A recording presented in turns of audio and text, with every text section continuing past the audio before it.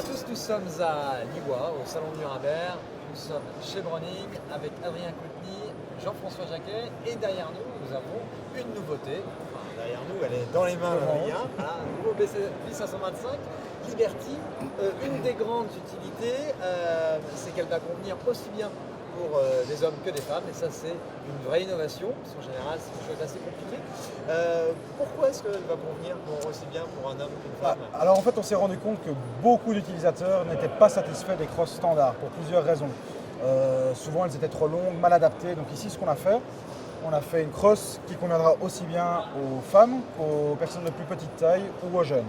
Alors comment est-ce qu'on a fait ça? Tout d'abord on a une nouvelle crosse Monte Carlo. La nouvelle crosse Monte Carlo a une pente différente, adaptée.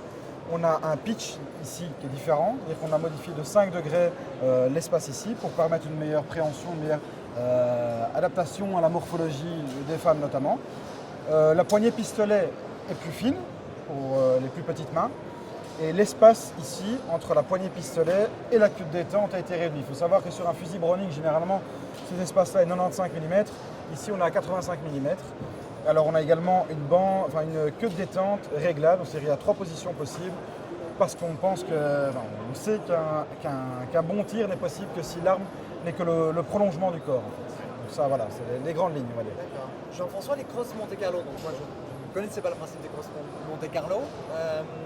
Est-ce que vous pouvez nous préciser un petit peu ce type de crosse et puis même le pitch? Je pense qu'il y a des chasseurs qui ne savent pas ce que c'est que le pitch. Donc quand on parle de pitch, c'est comme Adrien disait, l'inclinaison de la plaque de couche par rapport à l'axe des canons. Donc on s'en aperçoit lorsqu'on pose le fusil, simplement le canon pique plus du nez, je pourrais dire. C'est-à-dire qu'au lieu d'avoir une inclinaison, au lieu d'être proche de l'angle droit, on a un canon qui tombe plus en avant. L'intérêt, c'est qu'à l'épauler, la pointe de la crosse risquera moins de taper l'épaule. Si par exemple j'ai un tireur débutant qui va se tenir plus droit, moins penché en avant, qui va moins faire entrer son fusil dans l'épaule, s'il se tient plus droit, il risquera, comme fait un débutant, d'être moins marqué par le fusil. Et également pour la jambe féminine, on risque moins que la pointe de la crosse vienne blesser le haut de la poitrine. Tout à fait.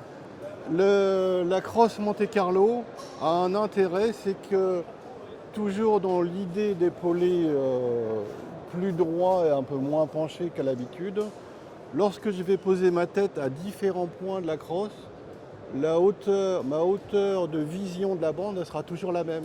C'est-à-dire que sur une crosse traditionnelle, on a un busque très descendant.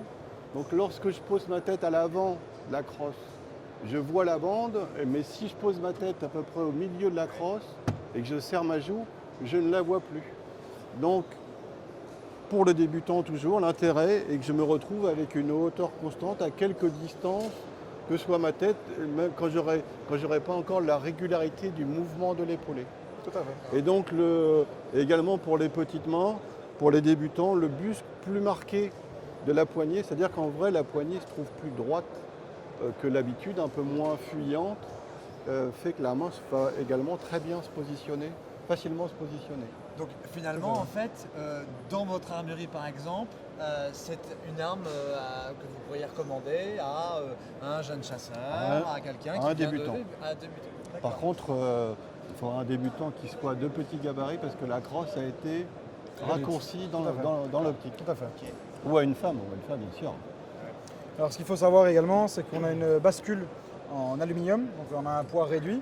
Et comme on sait que beaucoup de jeunes apprécieront ce fusil, et que quand on est jeune, on n'a pas forcément les moyens de s'acheter à la fois un fusil de chasse et un fusil pour le tir au clé, on a une bande ventilée de 8 mm qui permet un usage mixte avec des chocs Diana ici, en finition titanium, qui permettent une grande régularité des gerbes.